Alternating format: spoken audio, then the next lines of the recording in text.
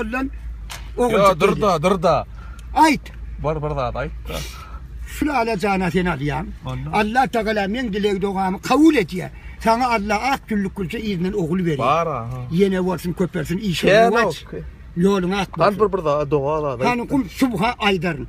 Subhane rabbike rabbil zati ma yasifun ve selamin alel mursalin velhamdülillahi rabbil alemin. Allahu ekber. Amin. Türkmençe. Türkmençe de. Türkmençe ne aytta?